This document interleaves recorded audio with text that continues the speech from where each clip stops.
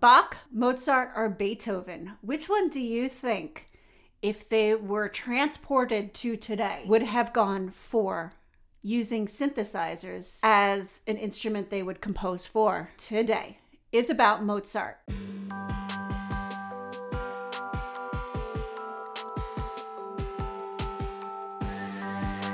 This is a crazy question that I think is kind of fun. Mozart is my favorite composer of the classical genre. Confusing point, he was also within the classical era. Bach was of the Baroque era. Mozart was of the classical era.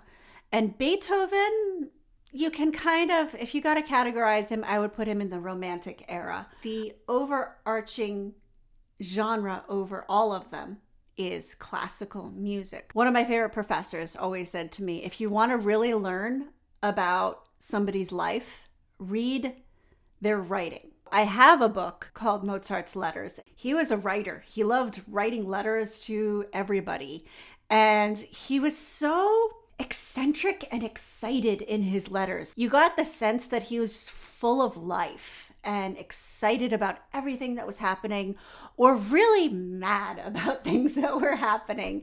And he had such a personality. I have a couple of his letters that I'm going to read. I'm going to dive right in. November 20th, 1777. The gala began again yesterday. I went to hear the mass, which was a spick and span new composition of Vogler's. So that was a contemporary of his. 2 days ago, I was present at the rehearsal in the afternoon, but came away immediately after the Kyrie. If you don't know what a Kyrie is, it's a style of composition that's written for a Catholic mass. So, I never in my life heard anything like it.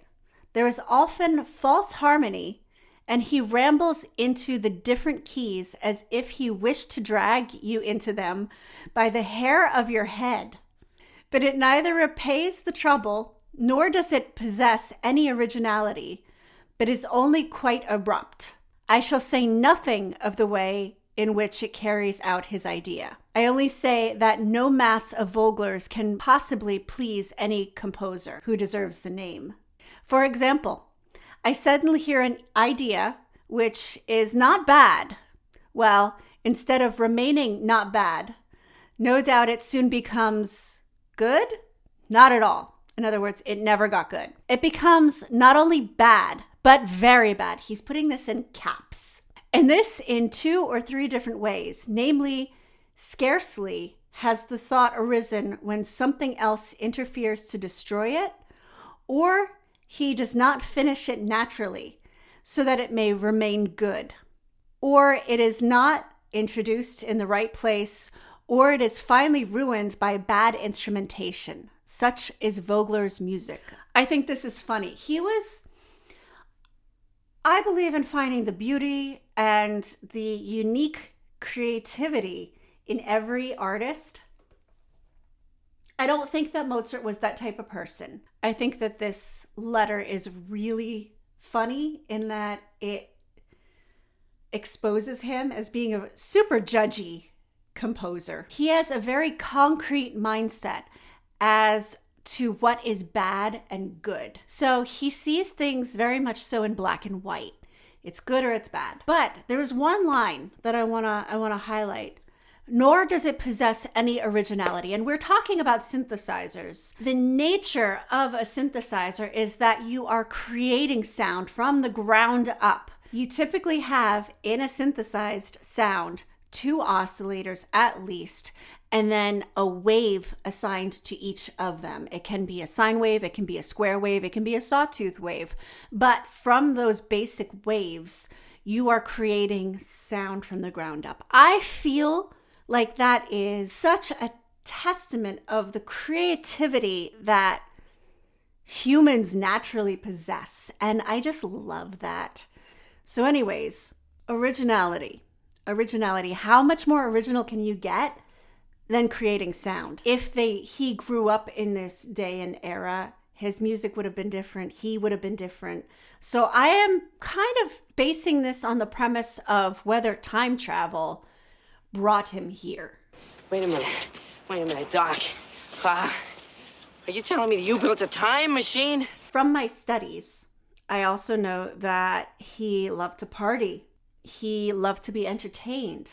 While I was going through the excerpts of all his letters, he kept saying that different experiences were boring to him. So he didn't like to be bored. He needed to be entertained. He wanted to have experiences that were worthy of his attention. Considering these things, I picked out one of my favorite pieces of his. That's not an opera, because actually his operas are like my favorite. I love opera. His operas just like emotionally touch me in places that music doesn't otherwise. And that's a big statement coming from a musician. Oh my gosh, there are just some, like with one sound, he can just like reduce you to tears with one note. I don't know how he does it. He can also make you laugh.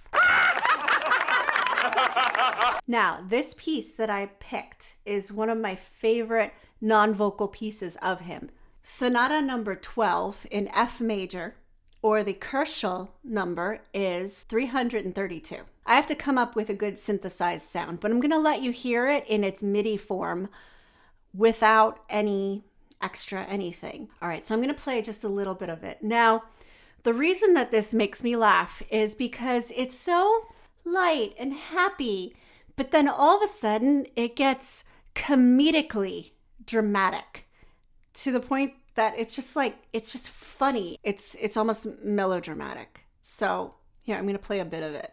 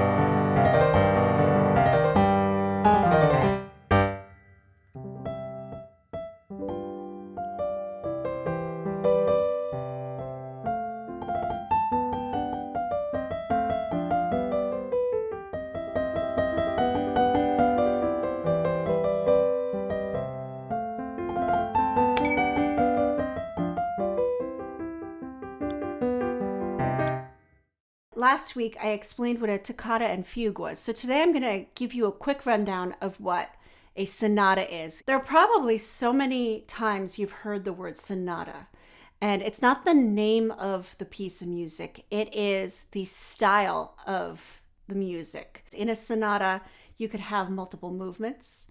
So this is the allegro movement. It's a song form. So it's like you have a part that gives you this musical idea, and then it's going to repeat. And then you have something called the development, and it's going to take you other places. And then you have the recapitulation, which takes it all back. And all of those sections make up the sonata allegro form. I'm not saying them in order because, you know, we got places to be. The whole reason for this is to see what that's like as a synthesized instrument. So I'm going to pick a synthesizer, a nice synthy synthesizer. What do we do? What do we do? Now, I need to pick a sound specifically that it will accommodate multiple notes, because many synthesizers can, especially if I pick a lead synth, which I kind of want. I kind of like the sounds in the lead synth. That one will allow multiple notes being played at the same time.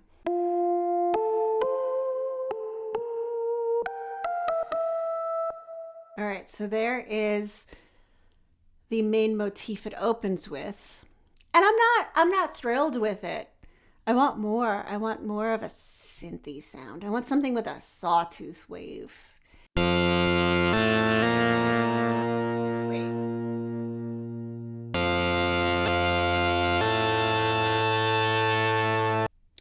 doesn't allow more than one note. I really should be checking that, like firsthand.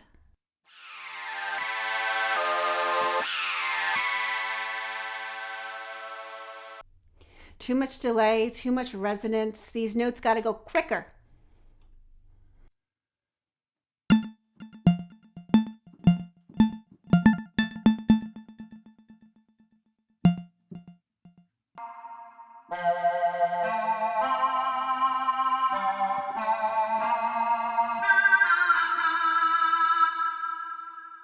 I think I like that 80s voice.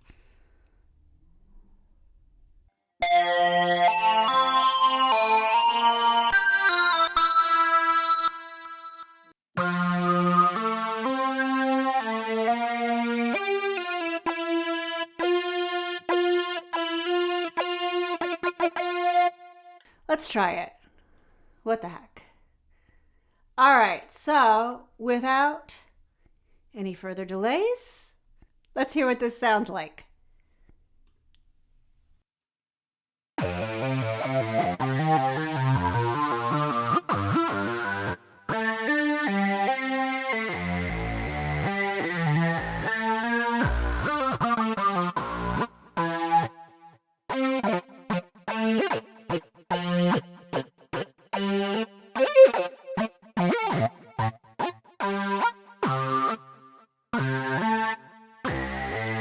All right, that really didn't work, but I still was really amused. It was really cool. Anyways, I don't know. I got to pick one that it didn't accommodate that many notes as well as I had hoped. I think I'm going to go back to 80s voice. Here we go.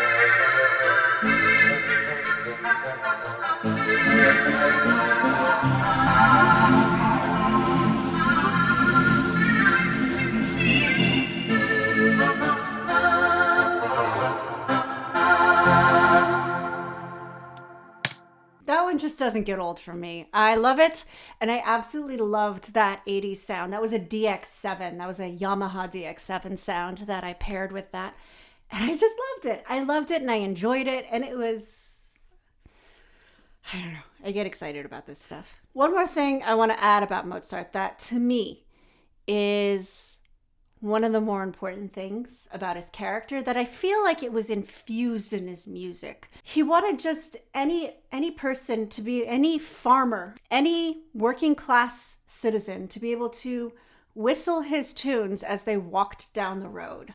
As self-assured and full of himself as he may be, he wrote his music for the people. So many of his operas he wrote for opera houses that didn't cater to the most wealthy of people. He wrote a lot of operas for the royal court, and that was really where I think where he cut his teeth, but it wasn't necessarily his heart to want to write for those people. He had lesser than admirable opinions about them. And I think that that's beautiful. And I really love that about him. And I really love that about his music. It wasn't pretentious. That's the thing. He was self-assured, confident. Call him arrogant. I sure would. But he was not pretentious. He wanted to have a good time. He wanted people to have a good time listening to his music. Does that answer my question about whether or not he would have used a synthesizer if he was teleported to this? Yeah, we're teleporting now, not time traveling. If he was teleported to this era, would he have gone for using a synthesizer in his composition? I think he would. I think that it would be so wild and so crazy that he would be fascinated with the potential for creativity. I think he would be super opinionated about the compositions, but I think he would have done it. However, his instrumentation, his arrangement, he wrote a lot for the voice. He wrote a lot for orchestral instruments, for string instruments. I think he would. I think he would have used synthesizers. On a scale of 1 to 10, 1 being like he wouldn't touch the thing, you know, he wants to stick with what he knows. That's being 1 to 10 being like, get that man, you know, something cool, something electric, something you plug in. I'm not going to actually rank him as high as I did Bach. Bach, I gave an 8. Mozart, I'm going to say 5.5. So that's where I would rank Mozart's potential for composing using synthesizers. I just feel it. That's what I'm feeling.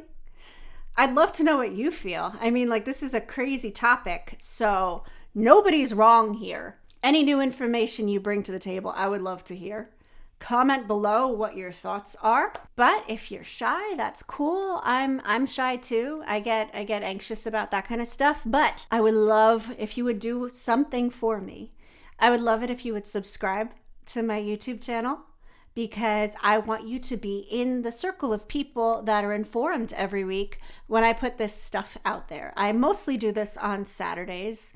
It's when I throw these videos out into the world, and I want you to experience them because I have a passion for it and I want to share it, and I want to share it with you. So subscribe, please, and like my video. And one more thing, have a fantastic rest of your day. Bye.